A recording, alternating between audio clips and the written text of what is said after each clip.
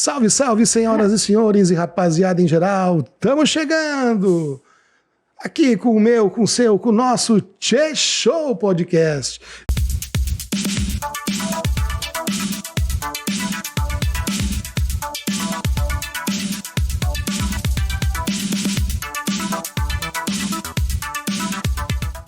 E hoje comigo aqui a nossa educadora financeira, amiga Adriana Godin. Tudo beleza, Adriana? Tudo beleza, Fábio. Contigo, tudo certinho? Tudo certinho, graças a Deus.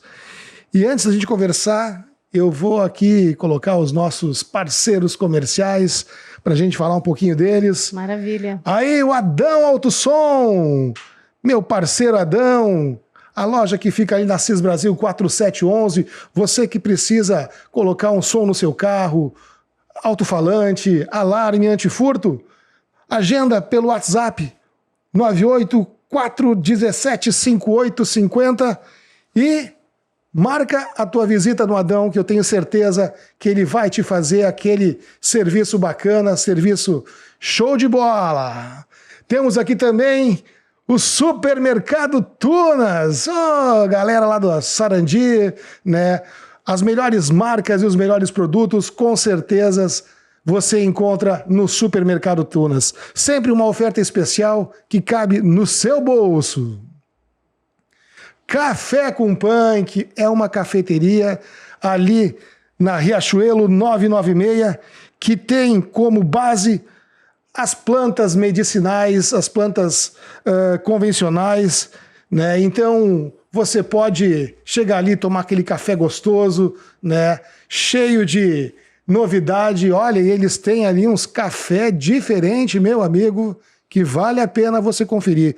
Curte as redes sociais também ali do Café com Punk, no Instagram e também no Facebook. E aí, a Soul Produções, você que quer gravar o seu podcast, ser meu parceiro aqui na Soul, chega mais! O melhor estúdio com qualidade de som e de imagem que vai te surpreender e com certeza você vai fazer um trabalho bacana com o seu podcast aqui na Soul Produções. É isso aí, Adriana. Vamos conversar um pouquinho. Vamos, sabe? Estou aqui ansiosa pra conversar. Me diz uma coisa, como é que foi para ti, né?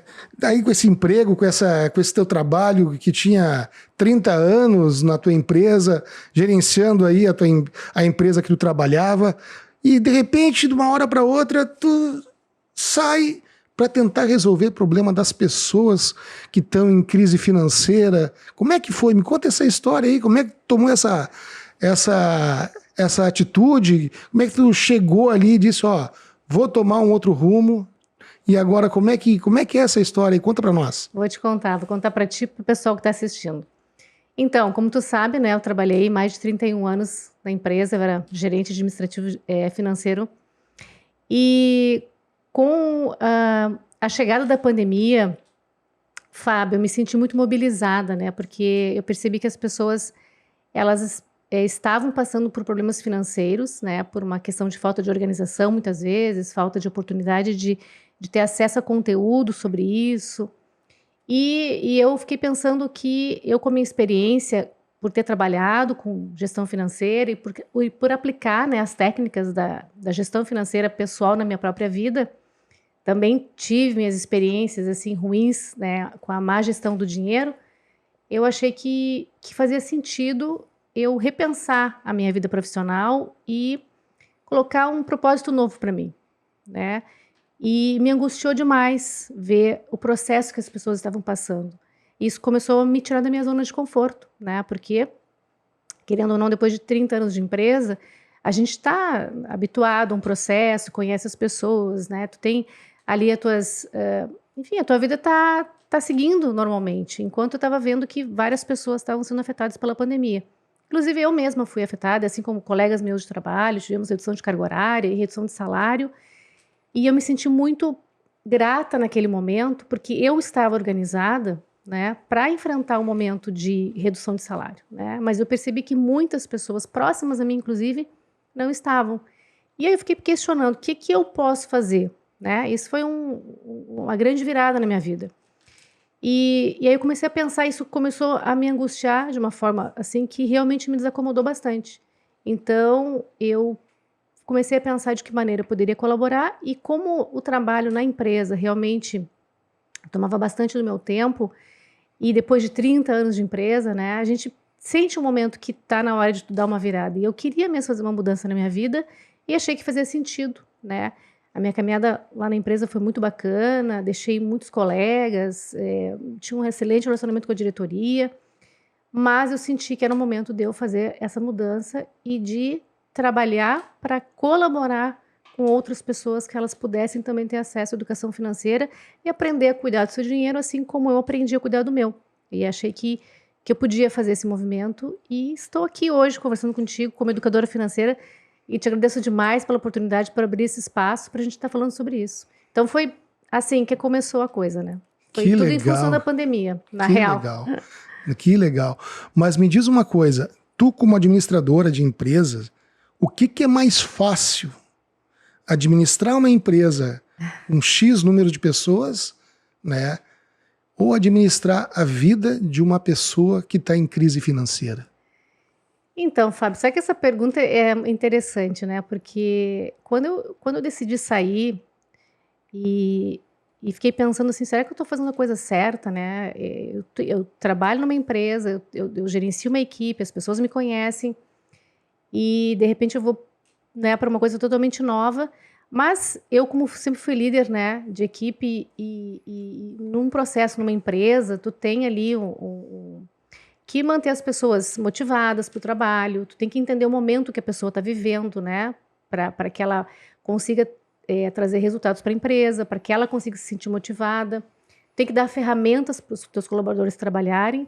E no modelo de educação financeira, basicamente faço a mesma coisa, né? Eu primeiro conheço a pessoa que está à minha frente, está passando pelo processo, seja qual for. Eu não trabalho só com pessoas que têm problemas, eu trabalho com pessoas que têm recursos e não sabem investir. Não deixa de ser um problema, né? Não saber investir o dinheiro. Então, às vezes um cliente está na minha frente, ele está com dívidas, às vezes um cliente está na minha frente tem dinheiro na conta e não sabe onde vai colocar aquele dinheiro, como é que ele vai potencializar aquele resultado.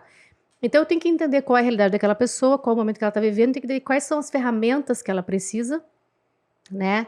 E de que maneira que eu posso, como pessoa, entender o momento daquela pessoa, né? Não é a questão técnica, nem de planilha, nem nada. Eu sempre digo, a questão do dinheiro, da organização, não é planilha. Se fosse planilha, todo mundo tinha vida financeira organizada, né? A gente não trata disso.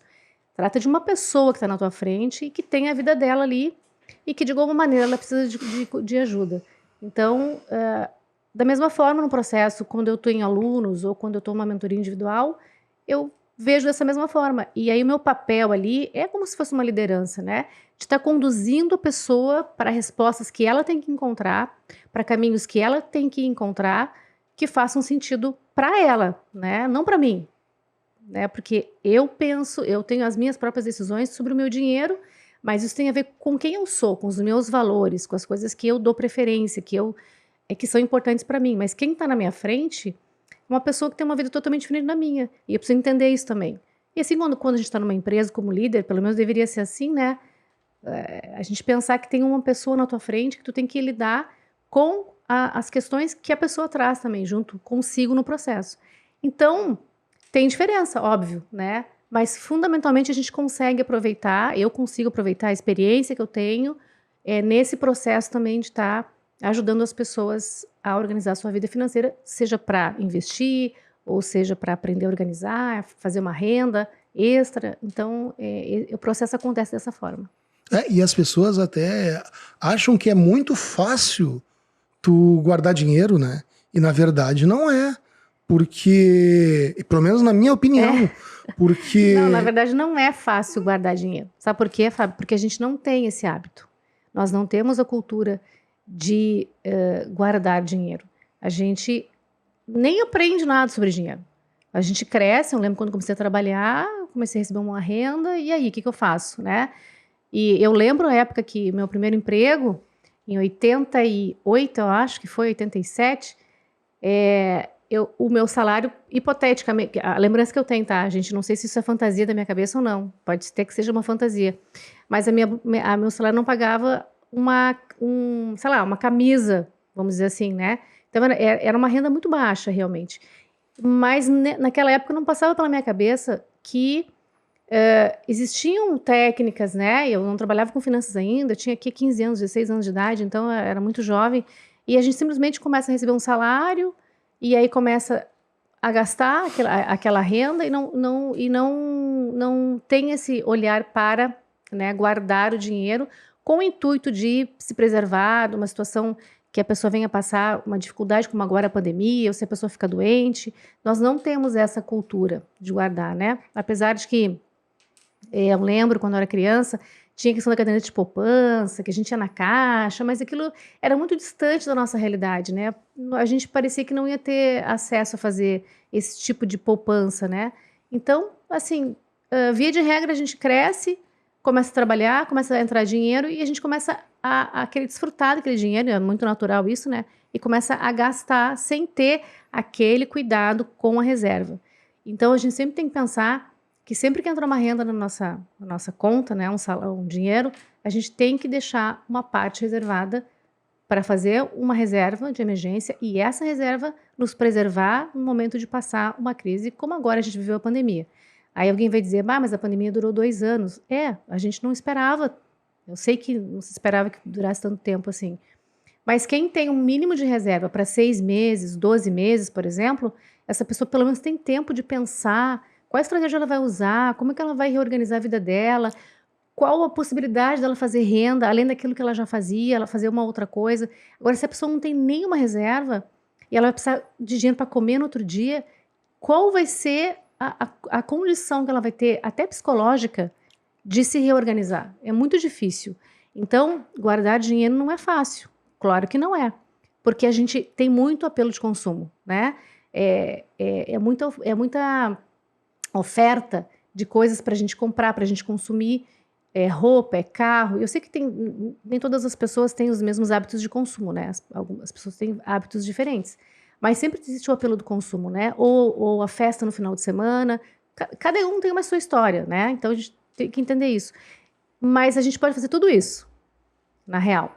Pode comprar o carro, pode comprar a casa, o apartamento, pode comprar o celular que quer comprar, sem deixar de cuidar da parte da reserva, né? Sem deixar de cuidar da parte de fazer uma grana ali que fique para ti como um colchãozinho, como um seguro, né?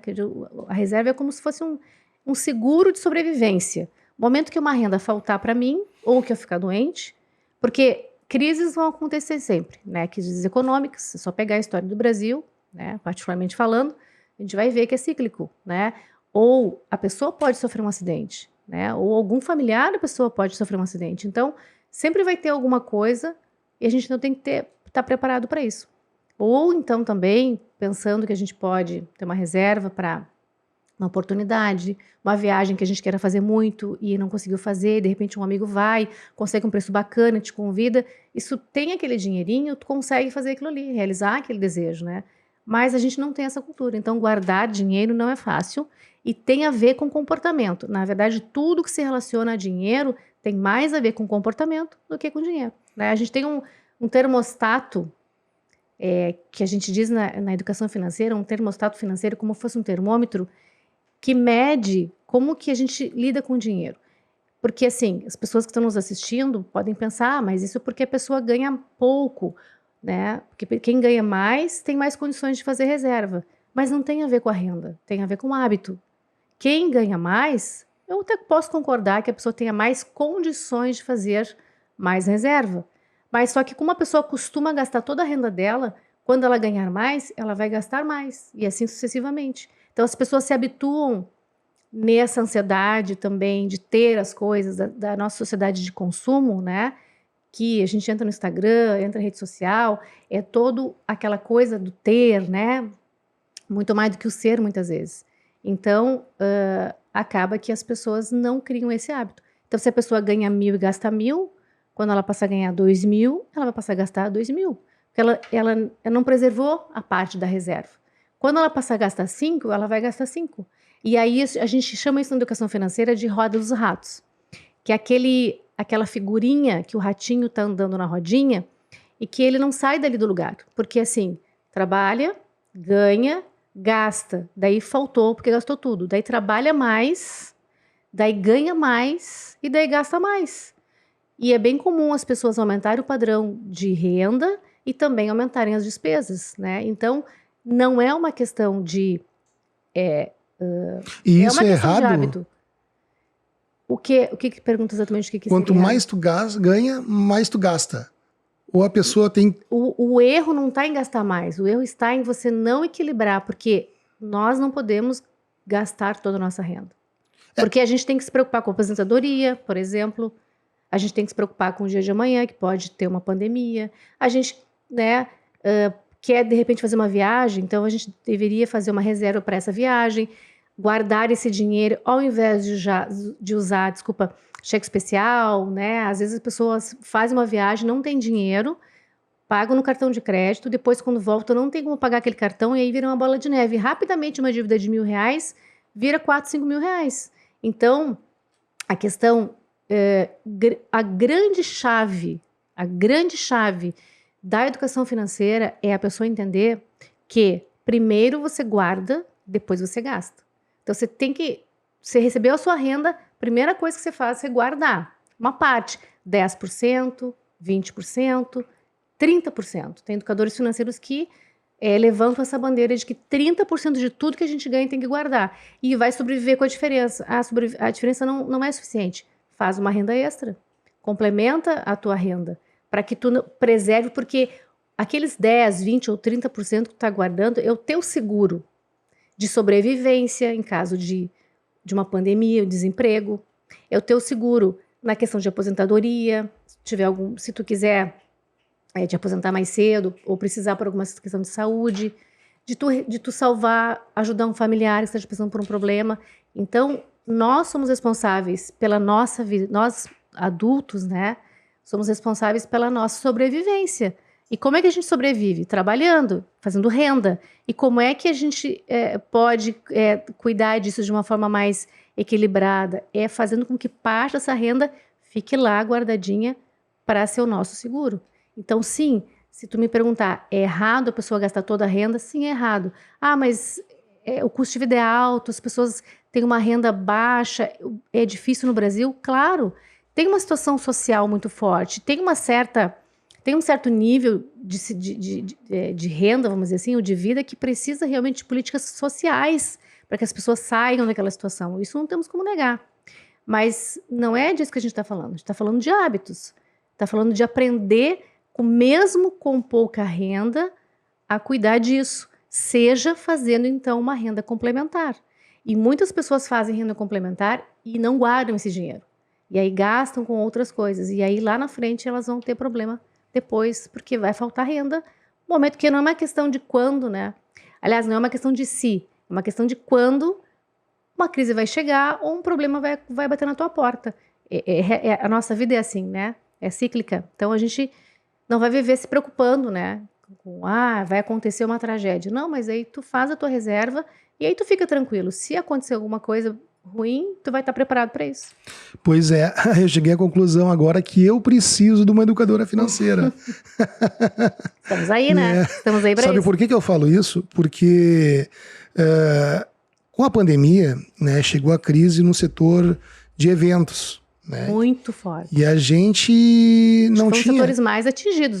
Sim, foi um com dos certeza, mais atingidos, né? com certeza. E eu, quando recebo o meu salário, quando recebo um determinado dinheiro por um trabalho que eu faço, eu não tenho esse hábito de guardar 30%. E tu não é um... Na realidade, eu não guardo nada.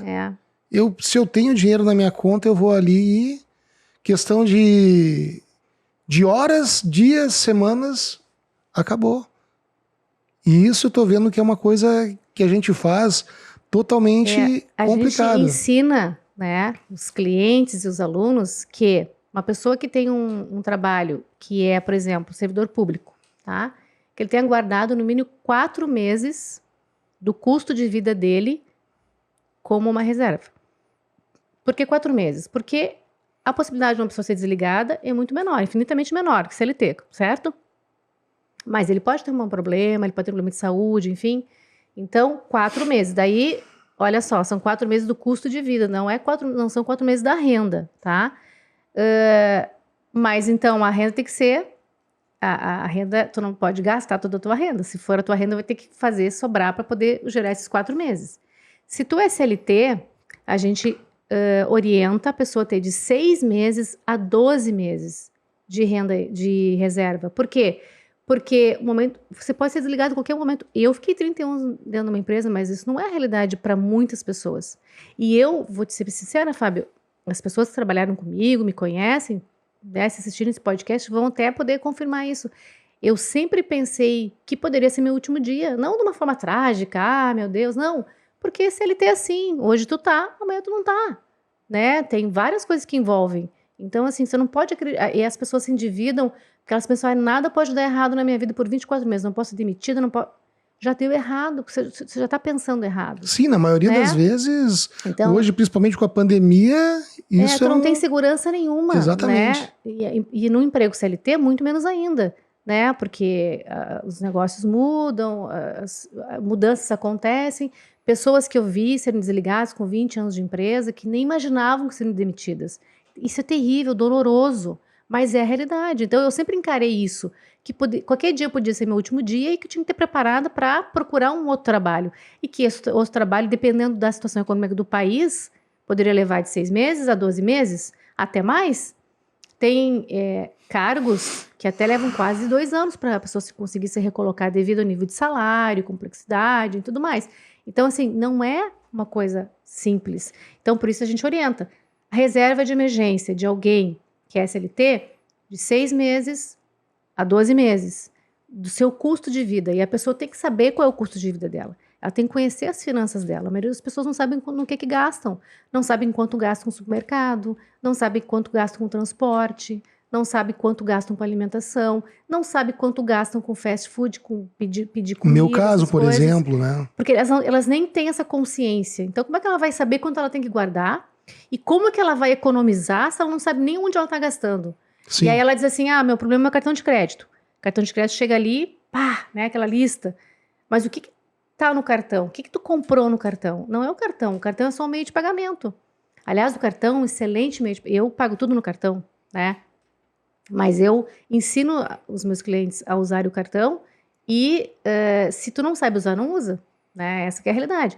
Eu pago tudo no cartão porque eu recebo cashback, né? Recebo pontuação e tal. Então, depois eu tenho até uma receita dos meus gastos, mas eu sei quanto vai ser o meu cartão, que vai cair o débito amanhã, dia 12. Eu sei quanto é que é a fatura antes da fatura chegar. Eu sei quanto é que a fatura do mês 12, do dia 12 de maio já está comprometida, porque eu já sei quanto eu gastei, o quanto eu vou gastar no mercado. Então, tem que ter esse equilíbrio. Então, a gente orienta que a pessoa que seja CLT tenha de 6 a 12 meses. Depende do trabalho dela, se a empregabilidade é um pouco mais fácil, um pouco mais rápida ou não. Isso é difícil em época de pandemia, tá todo mundo, né? Alguns setores estão mais aquecidos, tecnologia e tal, mas não são todos, né? A grande maioria realmente está enfrentando, o mercado tá parado, Selic tá alta, então o dinheiro tá caro. Para as empresas investirem, elas vão buscar dinheiro no mercado. E aí elas vão dar um tempo, elas não vão... Como é que elas vão, né, investir no momento que a taxa de juros está alta? E aí acontece um efeito terrível na economia, que é tudo fica meio parado. E aí as pessoas não se empregam, se a pessoa está desempregada, cada vez ela vai ficando com mais dificuldade, né? Porque ela não tem renda e não dá para a gente sobreviver sem renda. A renda é a primeira coisa, né, que tem que entrar. Tem que ter educação financeira se não tiver renda. Agora, no momento que botou a mão no dinheiro, tem que saber como cuidar dele. Porque cuidar do dinheiro é a nossa responsabilidade. E a gente não aprende a cuidar do dinheiro, né? E a gente tem dificuldade de, muitas vezes, abrir mão de uma percentual desse dinheiro em detrimento de coisas que são mais... imediatas, né? Aqueles prazeres imediatos de pedir um lanche. Não tem problema de pedir lanche, mas define uma meta por mês para ti. Né? Se tu gosta de comer fora, eu gosto de comer fora, eu como fora. Tu quer ir numa danceteria, eu não vou todos os finais de semana. Beber todas, né? Chega aí, lá, gasta bem. R$300. Exatamente, mas assim, se o teu orçamento te permite gastar R$300, tá tudo beleza. Agora, tu tem que definir, tu tem que dar limite pro teu dinheiro. O teu dinheiro, senão o teu dinheiro vai mandar em ti. É tu que manda no dinheiro e não ele em ti. Essa que é a regra. Se tu define, olha, é R$ 300 para balada, tá tudo certo. Não tem problema nenhum. Só que não esquece que antes disso tu faz a tua reserva. Por isso que a gente diz, primeiro faz a reserva, depois gasta, depois vive com o que sobra. Ah, mas não é suficiente. Vamos dar um jeito de fazer renda. Não tem como, tem que entrar dinheiro para poder sair. E a gente geralmente, Fábio, a gente só tem uma entrada de dinheiro, né? A renda vem de um lugar. Só, né? Quem é CLT muitas vezes só tem aquele emprego e realmente é difícil, trabalha 44 horas semanais, é puxado e tal. Eu sei que não é fácil, né? Mas não tem outro caminho, gente. Então, temos que aprender a fazer entrar dinheiro, temos que aprender a cuidar minimamente do dinheiro que entra. E aí chega aquele teu cliente lá, ele quer, não tô sabendo cuidar do meu dinheiro, eu quero que tu me ajude. Aí tu chega ali, senta com ele te apresenta, eu acredito, uma lista quanto ele recebe e uma lista do que ele gasta. Aí tu chega ali, tem que cortar isso, cortar aquilo. E o cara, não posso cortar isso, não posso cortar aquilo. Como é que funciona essa relação de compreensão de uma parte querendo ensinar, ajudar ele a organizar uma coisa que ele precisa, né? Eu tenho uma técnica para isso, tá? Então, que é a da educação financeira. A gente ensina o cliente a pensar o que é essencial, o que é necessário e o que é supérfluo. São 3 categorias. Então, alguém pode dizer assim, olha, eu não vivo, para mim, manicure é indispensável, né? Beleza, então quanto é que custa a manicure? Tu ir toda semana, X, beleza. Da onde vai ser o dinheiro? Né? E a pessoa vai começando a entender o que para ela é essencial, que ela não vive sem aquilo ali. O que é necessário, no sentido assim, esse é o desafio maior que tem. Quando eu dou aula para os alunos, principalmente do desafio, que tem um desafio específico para isso, e eu digo assim, e aí todo mundo acha que tudo é essencial. Gente, não, tudo não é essencial. Tudo não é essencial. Tem coisas que não são essenciais, a gente tem que descobrir isso. Agora, o que é necessário, né? Essencial muitas coisas são essenciais, mas nem todas são necessárias. Por exemplo, vou dar um exemplo prático. Eu preciso me deslocar, me transportar. Eu preciso de um carro ou eu posso fazer isso com o transporte público? Transporte público é ruim, é cheio, não sei o quê. Pode ter um monte de problema, é verdade. Mas assim, na prática, o que tu precisa? Tu precisa te transportar. Se o teu orçamento permite tu ter um carro, ótimo, tenha um carro, né?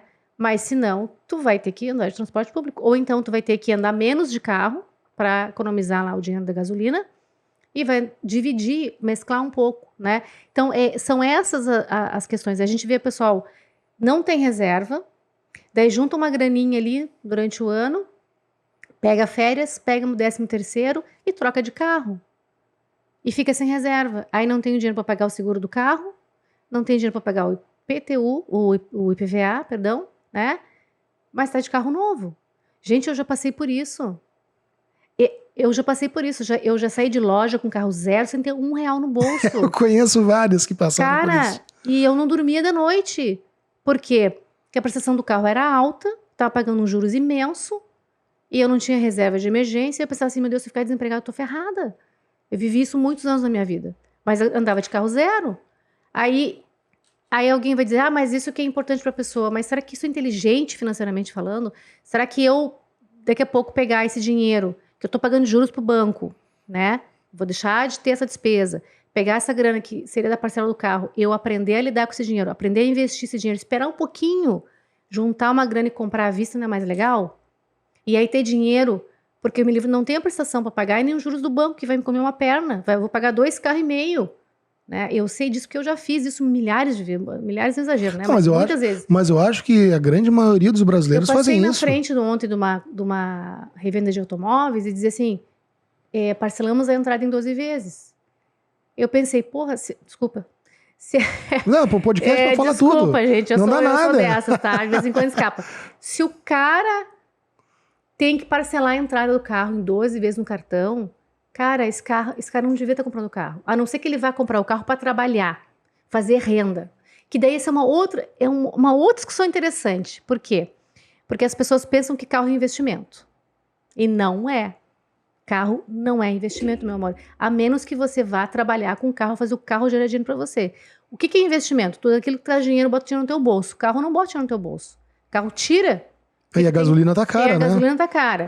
Tu tem que pagar o imposto, tu tem que pagar o seguro. Eventualmente pode ter um sinistro, né? Enfim. Isso então, não assim, está organizado não é, financeiramente, tá a ferrado. desculpa é essa, mas é um investimento. Não é. Tirou o carro da concessionária, você pegou o carro zero, então? Tirou o carro da concessionária, já deu, né? Já perdeu ali, 15% da tabela FIP? Só de sair com o carro zero da concessionária. Então, assim, não é que não posso ter carro, gente, por favor, não entendo mal o que eu tô falando, enfim. Mas a gente precisa... O que a gente chama isso na educação financeira é inteligência financeira. É você fazer as coisas de uma forma que o dinheiro, ele funcione para você e ainda você consiga fazer as coisas que você quer. Esse custo que a gente paga, esses juros, essa antecipação, é tudo um custo do imediatismo. Eu quero para ontem, né? E aí eu acabo pagando mais caro, me endividando e daqui a pouco eu já nem sei mais. E aí eu vou reclamar que meu salário é pouco, como eu já vi muitas pessoas reclamarem, e não estou dizendo que não era, mas assim, como a pessoa também estava decidindo gastar o dinheiro dela, não estava colaborando em nada. Então a gente precisa aprender a fazer dinheiro. Os americanos gostam da expressão make money, né? O brasileiro fala ganhar, eu ganho. Quanto é que eu ganho? Não, você não ganha. Você faz. Né? Essa hora que a gente está fazendo aqui, que a gente está trabalhando aqui, é uma hora de fazer dinheiro. Tu não está ganhando, não vai cair do nada um dia na tua conta. Não, tu está trabalhando para isso. Então a gente tem que valorizar isso também, porque essa coisa de ganhar dá a ideia de que é fácil. E na real não é, é muito trabalhoso. E quando tu começa a te dar conta disso, pensa assim, quanto tempo eu levo para fazer essa renda aqui? Quantas horas de trabalho representa esse gasto que eu vou ter agora com isso aqui? São quantas horas de trabalho? Aí você começa a pensar, opa, vou começar a valorizar o meu tempo. E não vou sair comprando coisas aí que talvez eu pudesse deixar para depois, né? E gastando um dinheiro que eu suei para ganhar. E sim, a gente tem que ter meta para tudo no nosso orçamento. Meta para investir, meta para comprar o carro, meta para ir na festa, meta para dar presente de Páscoa para a família, mas tem que botar isso no orçamento. Daí, voltando à pergunta, quando o cliente tem a necessidade dele, ele vai dizer qual que é, não sou eu. Agora, ele tem que ter consciência que quando ele escolhe uma coisa, pode ser que ele esteja abrindo mão de outra. E essa também tem que ser uma decisão dele. Porque eu não digo para as pessoas onde elas vão gastar o dinheiro delas. Não tem sentido isso, né? Sim. Eu até tive uma interessante numa turma que a aluna comentou de um hábito dela específico lá, que realmente era um hábito que gerava mais despesa para ela no orçamento dela doméstico lá de alimentação.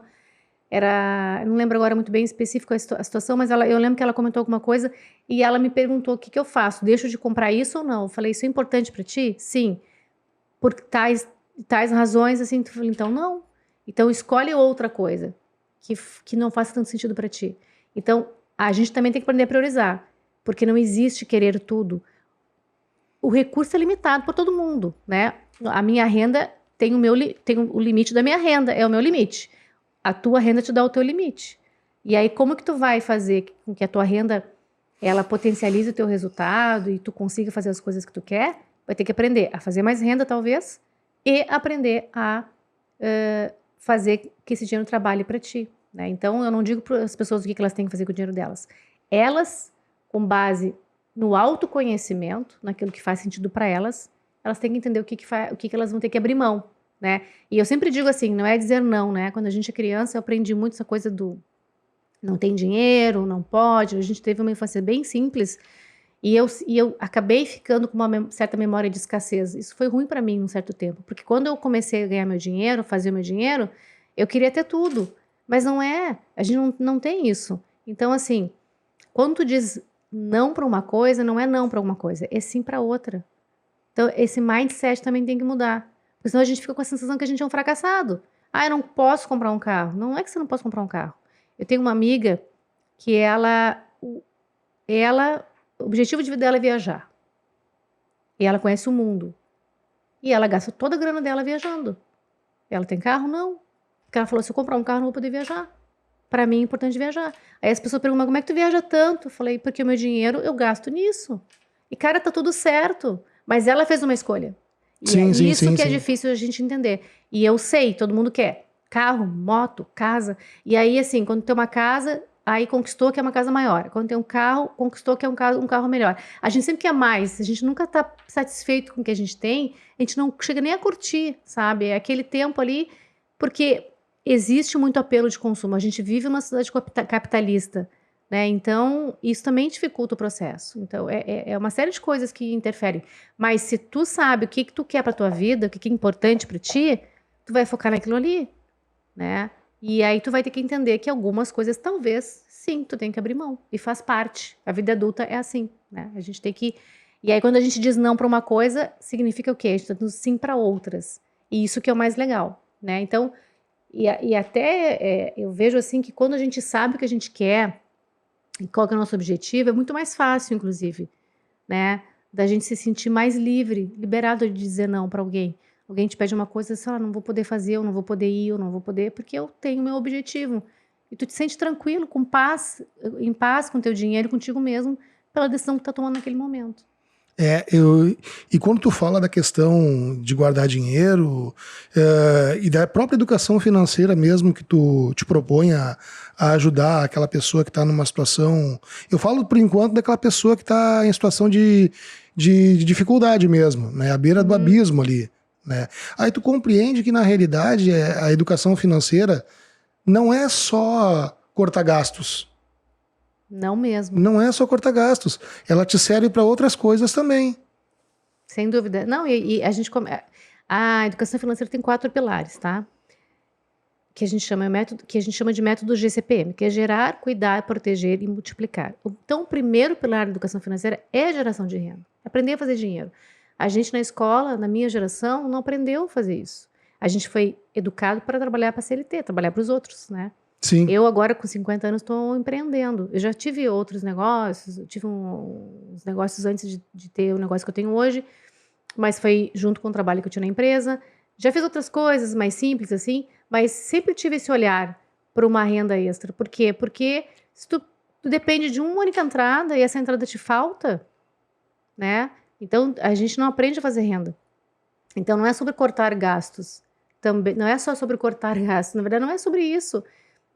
Na verdade, a gente ter inteligência financeira, saber o que é importante pra gente, priorizar o que a gente quer fazer, definir meta, definir objetivo e perseguir aquele resultado.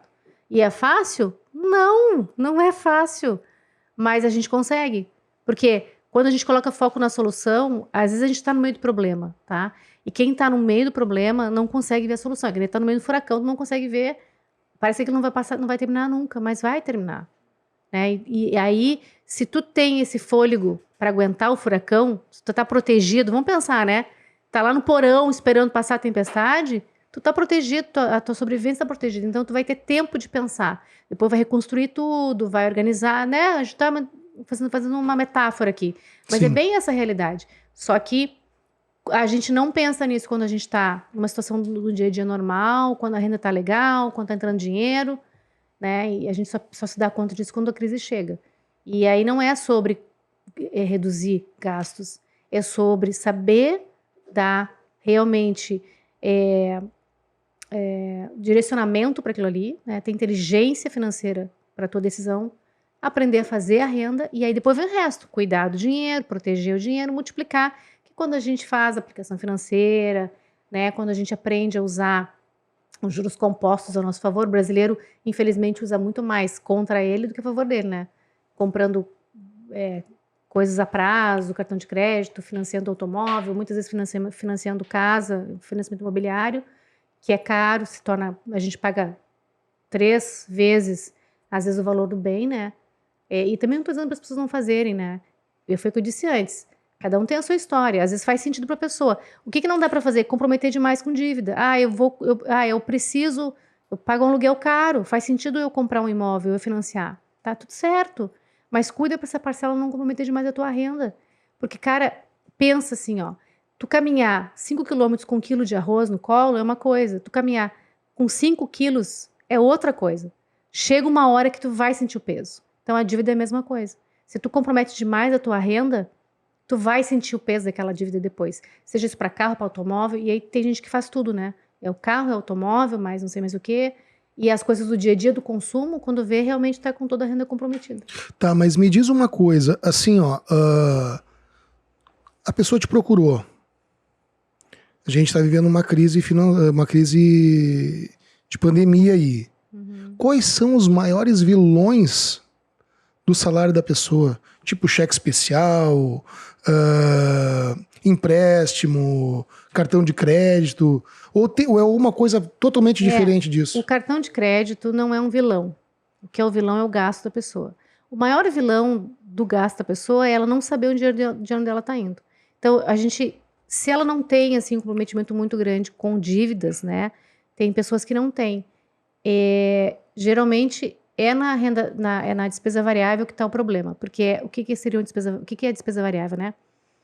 É a gasolina, a alimentação, aquilo que todo mês tu não tem, sente. mas que tu não sabe quanto é que vai dar. Uhum. Né? A gente tem essas classificações, né? Custo fixo, custo variável, né? Então, assim, a pessoa não põe uma meta.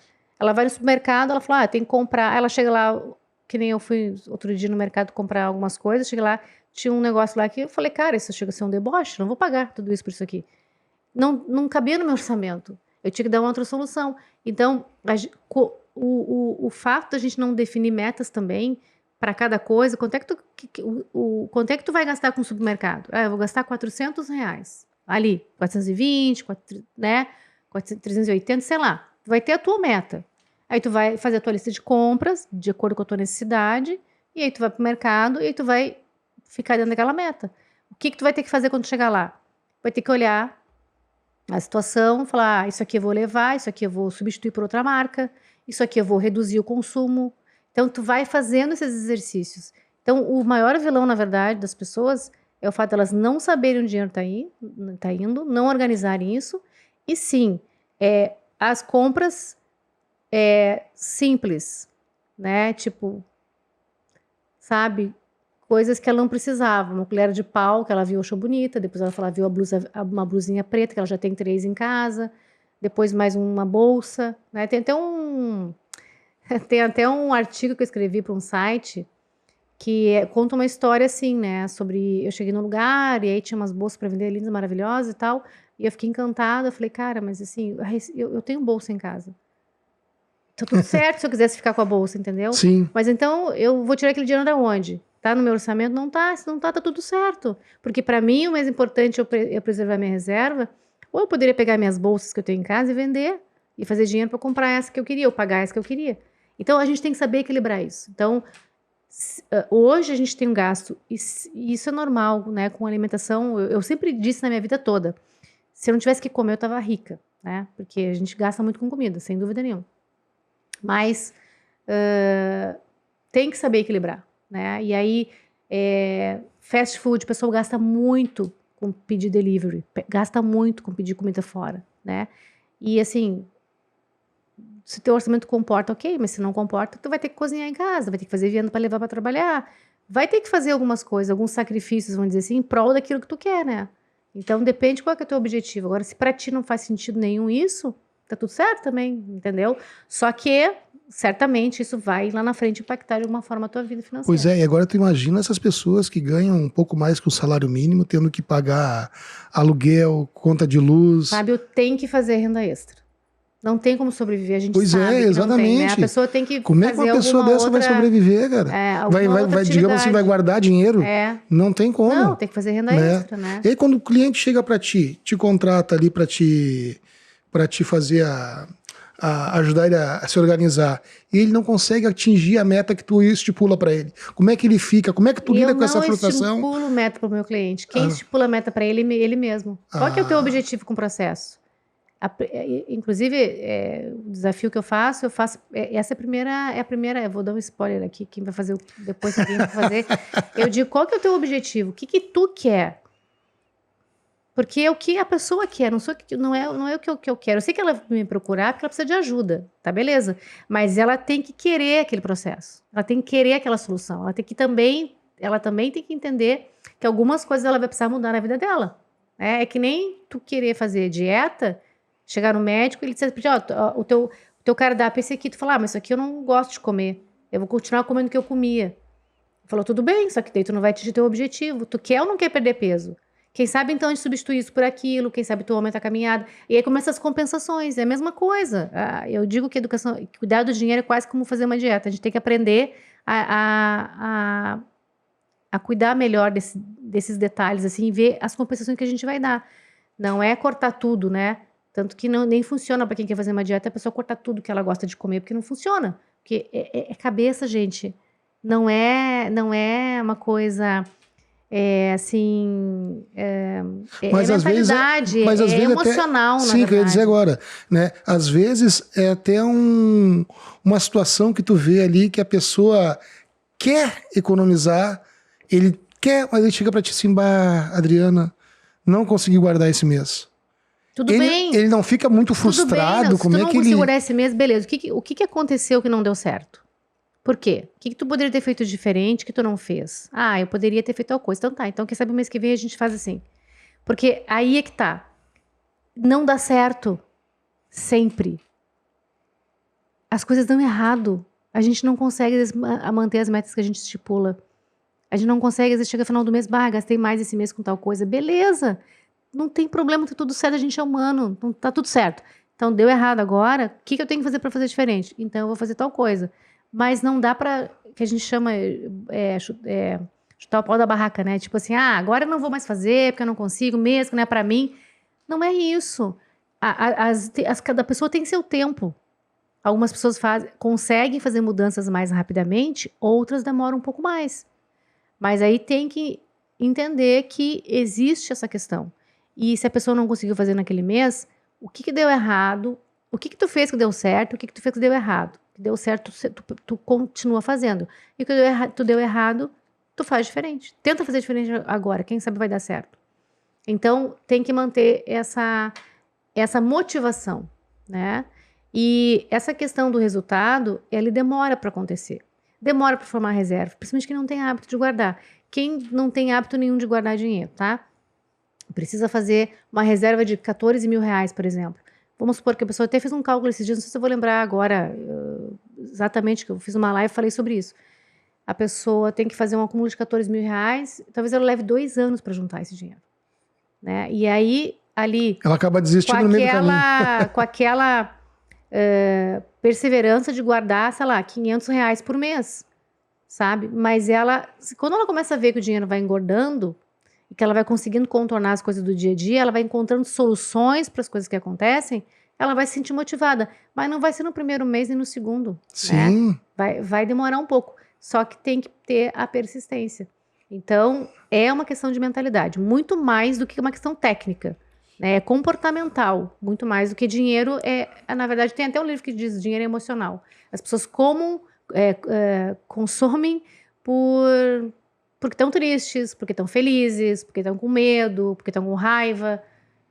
Tudo tem a ver com, sabe, com o emocional. Não é racional. Se fosse racional, estava tudo certo. Não é. Então, tem que também entender esse lado, né? Então, se a pessoa não atingiu a meta dela, tá tudo certo, não te culpa por isso. Mas pensa o que tu pode fazer diferente. E começa a rever os teus hábitos e ver no que tu vai ter que trabalhar. Porque sim, a gente vai ter que dar conta, né? Cada um de nós aqui é responsável pela seu próprio sustento, né? A gente tem que ser independente, tem que ser autônomo, né? A cuidar de si. E cuidar do dinheiro faz parte disso, porque senão a gente não consegue sobreviver, né? Porque a gente depende do dinheiro. Se a gente fosse pensar assim, a grosso, mas muito, muito primitivamente falando, a gente poderia plantar para comer e, né, ter aquele pouquinho de roupa ali e tal. Talvez não precisasse de tanta coisa assim, mas na verdade não é assim. A gente vive numa sociedade capitalista, a gente está numa sociedade civilizada e a gente tem algumas coisas mínimas básicas que a gente tem que seguir. Então, a gente vai ter que jogar esse jogo. Tem que aprender a jogar esse jogo, né? A nosso favor, não contra a gente mesmo. Pois é, tu falou na questão emocional aí, que atinge uma série de pessoas no Brasil, até por causa da questão do desemprego, né?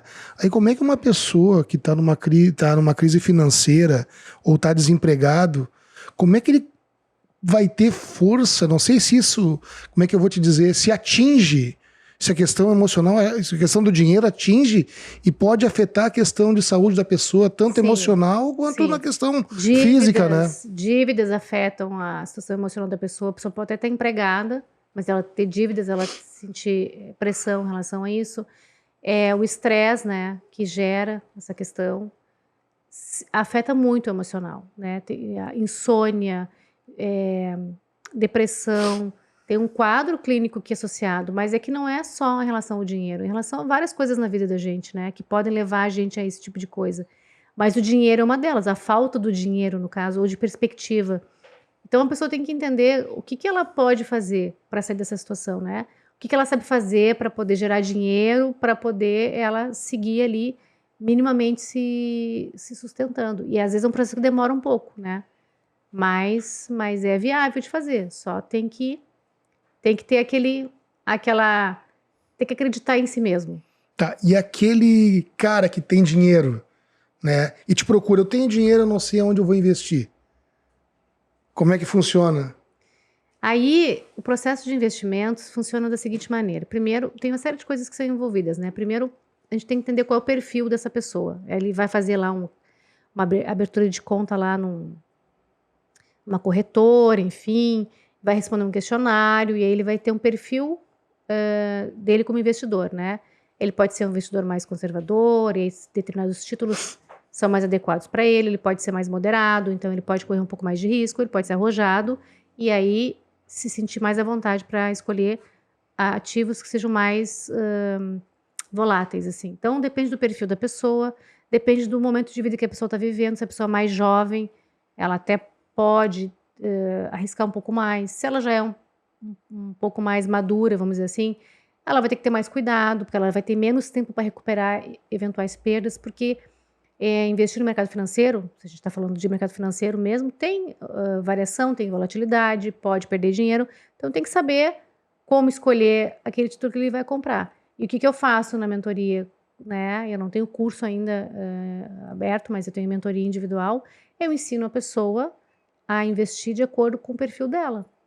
Então, ela vai fazer o teste lá na corretora, vai saber o perfil dela, vai dizer, ó, no teu perfil, 50% do teu dinheiro deve estar num investimento mais conservador, 50% pode diversificar em títulos mais arrojados, e esses títulos podem ser tais, tais, tais. E aí ensino, explico cada um deles, como é que funciona e tal. Aí a pessoa escolhe se ela quer investir ou não, né? Aí a gente faz ali juntos, compra alguns ativos de valor mais baixo, para a pessoa aprender a usar o aplicativo do banco, ou da corretora, enfim. E a orientação é com base nisso, e também com base nos objetivos que a pessoa tem. Porque assim, tu tem o dinheiro, tu quer o dinheiro para quê? Para desfrutar na aposentadoria, tu quer viajar daqui 2, 3 anos, tu quer comprar um carro, né? Eu atendi clientes que queriam viajar, atendi clientes que querem comprar um automóvel. Então, qual o objetivo que a pessoa tem? Outros que já estão numa fase de aposentadoria, querem desfrutar do dinheiro, querem ter renda passiva. Então, são vários perfis diferentes, idades diferentes, inclusive, né? E aí tem que entender qual que é essa realidade dessa pessoa e ver o que faz sentido para ela. De novo, a gente volta para quem? O centro é a pessoa. O objetivo é da pessoa e ela vai escolher, de acordo com o que faz sentido para ela, aquele ativo ou não. Eu só mostro como é que funciona, explico quais são as características, como é que escolhe uma ação, como é que escolhe um fundo imobiliário, essas coisas todas, né, para a pessoa ter o mínimo de conhecimento, porque senão tu abre uma internet, tu vai ver uma pesquisa, vai ver lá uma indicação, tu não sabe onde tu tá investindo, tu não sabe que risco tu tá colocando teu dinheiro. Pois é. Né? Então, por isso eu ensino isso para as pessoas. E aí as pessoas decidem se vão investir ou não. Daí é uma escolha delas também. Tive cliente que reclamou, mas dá muito trabalho, né? Falei, não é... Vai na poupança. Pois então, aí é que tá. Aí tu fala assim, a poupança. Foi bom falar nisso. A poupança tá congelada em 0,5% ao mês, dá 6,17% ao ano, tá? Aí com o TR ali vai dar talvez 7% esse ano, em 12 meses, tá? A projeção para 12 meses. Sim. Aí a gente tem uma inflação de 11,3% acumulada, né? Então, a inflação tá aqui, a poupança tá aqui. E tem vários títulos seguros, fáceis de aplicar, que a pessoa pode fazer o investimento dela, do dinheiro da reserva, que ela vai tirar na poupança, só porque ela tá com preguiça de pesquisar ou de estudar sobre o assunto. Aí Bom, aí tudo bem, pode ser a escolha da pessoa, mas aí ela vai estar perdendo dinheiro, né? Literalmente perdendo dinheiro, porque o dinheiro na poupança, ele vai ficar para trás em relação ao poder de compra que a pessoa tinha quando ela fez aquele investimento na poupança, e dali um ano, quando ela for usar, se ela precisar, 1 ano e meio, 2, o dinheiro não vai acompanhar aquela inflação ali, né? O poder de compra dela vai ser afetado, sem contar que o potencial de acúmulo diminui. Porque se o rendimento é menor, a necessidade de tu fazer um aporte maior por mais tempo vai acontecer para te acumular uma certa quantidade. Se tu aproveita um título com uma taxa um pouco maior, tu ganha no tempo, tu aporta menos para ter o mesmo resultado em menos tempo. Então é muito mais inteligente, se tu for O pensar que é mais interessante, CDB ou na Bolsa de Valores, por exemplo? Não, bolsa de valores não é para reserva de emergência, tá? Reserva de emergência é CDB, quando muito uma LCI, uma LCA ali, daí tem que ver assim se ela tem liquidez diária ou não, porque a reserva de emergência é um dinheiro que tem que estar, quando tu precisar, tem que estar na tua mão. Então ele não pode ficar preso. Então tem CDBs aí que tu fica 90 dias com o dinheiro preso, paga uma boa rentabilidade, mas não serve para reserva de emergência, porque tu não sabe se em 90 dias tu vai precisar. Tu até pode, se tu tem uma reserva de emergência para 6 meses, vamos supor, tá? Tu pode botar metade do dinheiro na imediata e metade do dinheiro nesse de 90 dias. Porque daí, quando fecha 90 dias, tu já tá com o dinheiro de volta resgatável para ti. Então, eu faço esse esquema da minha reserva, eu diluo ela em vários períodos do tempo para potencializar o meu rendimento, mas o objetivo da reserva não é fazer, não é fazer o dinheiro crescer com juros. O objetivo da reserva é fazer reserva. Não é inteligente ficar na poupança, porque o dinheiro perde valor. Então, bota no CDB. A gente sempre orienta. CDB de liquidez diária, no mínimo 100% do DI, que é ali o indexador que fica acompanhando a Selic. A Selic hoje está 11,75, o CDI está 11,65. Então, você tem ali um indexador que acompanha a Selic. A Selic subiu e você vai subir também. Então, você deixa um CDB de liquidez diária, no mínimo 100% do DI. Aí você pode usar um banco digital. Tem alguns bancos tradicionais que oferecem também essa opção, se a pessoa tem conta em um banco tradicional e quiser e tiver, mas cuida para estar pagando pelo menos 100% do DI, né? E que a gente orienta, mas o CDB é uma excelente opção de liquidez diária. O dinheiro tem que estar disponível para ti quando tu precisar. Mas então tá, para a gente encerrar aqui, conta um pouco sobre esse método que tu desenvolve para ajudar em 15 dias as pessoas. Certo. Então, o que acontece, Fábio? Eu percebi que as pessoas precisam de resultado rápido, que elas querem ver resultado rápido, imediato. E resultado rápido é difícil. Finanças é bem complicado. Mas não é no ramo do dinheiro, né? Mas o que aí eu pensei que dava para fazer? Dá para fazer um processo que ele seja prático e que ele vai desdobrando em etapas. E que por 15 dias a pessoa vai fazendo cada dia uma atividade diferente que ela vai crescendo no processo de organização. Então, o que eu ensino no desafio Organize Suas Finanças em 15 dias? Justamente ela conseguir mapear a vida financeira dela e aprender as técnicas de controlar esse dinheiro, tomar decisões em relação a esse dinheiro, saber definir se uma despesa é essencial, se é necessária, se é supérflua, sabe? Poder avaliar isso e poder enxergar a vida financeira dela e tomar decisões, sim, né? Em relação a isso. E também, obviamente, que eu foco muito na reserva, bato muito nessa tecla, que a pessoa tem que fazer uma reserva. Começa já eu dando uma tarefa que tem a ver com isso, né? Então, é um processo que o objetivo é que ele seja rápido, que a pessoa rapidamente consiga realmente ter uma fotografia financeira, ver como é que está a situação dela. E aí, no desafio, eu entrego material para a pessoa. Por exemplo, tem lá um desafio de renda. Eu entrego um e-book com sugestões de 39 formas de fazer renda. 39 maneiras de fazer renda diferente. Pode ser que alguma sirva para a pessoa, pode ser que não, mas pelo menos dá insights. Porque às vezes a gente não precisa de uma solução pronta, a gente precisa de estímulo para pensar. Poxa, tem 39 ideias aqui. Talvez uma dessas me sirva. Talvez eu consiga fazer uma diferente a partir do que eu leio aqui. Então isso já abre um leque para a pessoa que o mundo não é só aquele ali que ela vive. Não é só aquele emprego, não é só aquele CLT, não é só aquele trabalho. Existe muita possibilidade de ganhar dinheiro. Hoje, inclusive, com mídia social, com rede social, existe uma infinidade de formas de ganhar dinheiro. É fácil? Não. Mas é viável, é possível. Quando tem desafio, quando tem a parte lá de redução de custos, controle de gastos, um e-book com 28 ideias de como a pessoa pode controlar o orçamento, como é que ela pode reduzir gastos na prática. Faz isso, faz aquilo, pratica isso, pratica aquilo. Se a pessoa vai fazer ou não, vai depender do que ela quer. Sim. Por isso que eu sempre pergunto, qual é o teu objetivo, qual é a tua meta para o desafio? Porque ela vai dizer nos 15 dias o que ela quer.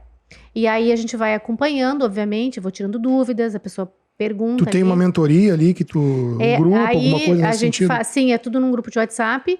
E daí, à medida que as pessoas vão tendo dúvidas, né? Elas vão questionando ali. E é legal porque as pessoas vivem, todo mundo passa pelo mesmo problema. Então, todo mundo se ajuda. Então, é sempre um momento também de acolhimento, né? É muito bom. E aí, eu sempre dou aquele assessoramento. Inclusive, amanhã, eu vou atender uma cliente minha, uma aluna minha, que disse, Adri, eu preciso da tua ajuda aqui numa situação. E assim, ela fez o curso comigo e amanhã eu vou ter um encontro com ela para dar esse suporte para ela, que ela está precisando nesse momento de ajuda. Então, depois não quebra o vínculo, não é? Dei aquela aula, eu dou aula de educação financeira completa, né? Nesse encontro. Tem 3 encontros ao vivo, presenciais não, online, mas ao vivo. E entre os dias, a pessoa vai recebendo tarefa. É muito legal, gente. Muito legal. Convido a todos para participarem, que é muito, muito bacana. Todos os alunos que fizeram até agora, que fizeram todas as tarefas, é importante dizer isso, colheram resultados e os elogios, as notas são de 9, 10, não tem nota menor que isso. Então, que tem um formulário de avaliação no final, né? O troço é bem profissional mesmo. Então, as pessoas gostam muito, é muito bacana. Show de bola. Adriana, te agradeço por ter vindo participar pela oportunidade aqui do nosso Tchê Show Podcast, né? Eu acho que o pessoal que está nos assistindo ali, eles podem aproveitar todas essas dicas que tu tá dando, né, para justamente começarem a se organizar de uma forma bem mais tranquila e tal. E até eu quero que tu deixe teus contatos aqui para justamente, agora nas considerações finais, para a gente poder, para quem tiver interessado no teu trabalho, justamente te contactar. Certo. O meu contato hoje é principal pelo Instagram, tá? Pelo @adrianagodin.edufinanceira. Aí eu olhei teu Instagram ali e achei show de bola, viu? Obrigada. Então, eu tô trabalhando com o Instagram, eu comecei no final do ano passado, basicamente, né? A minha saída da CLT foi em julho do ano passado, e eu comecei a fazer a transição devagarinho, né? A gente vai aprendendo também, o Instagram é uma coisa totalmente nova para mim. Empreender exclusivamente é uma coisa totalmente nova para mim. Então, mas o meu canal principalmente é o Instagram, mas eu tenho um link na bio do Instagram ali, dá para me chamar pelo WhatsApp, né, que é 996781654, 996781654, me chama para conversar sem compromisso, faça um primeiro atendimento sem cobrar nada, só para entender a realidade da pessoa. E aí depois vejo se o curso é bacana para a pessoa ou não, se tem que ter uma mentoria específica para a pessoa ou não, né? E a próxima turma do desafio começa dia 10 de maio, né? Então, quem tiver interesse, tem uma listinha de espera lá, pode também entrar no grupo. Certo. É isso aí, pessoal. O nosso programa está chegando ao final. Muito obrigado pela tua audiência. Eu, Fabinho DJ, agradeço de coração. E não esquece, te inscreve no canal. Ajuda esse gordinho aqui, né? Curte, compartilha, comenta, né? Vamos juntos fazer o Tchê Show chegar aos 4 cantos do Brasil. Grande abraço e um beijão a todos.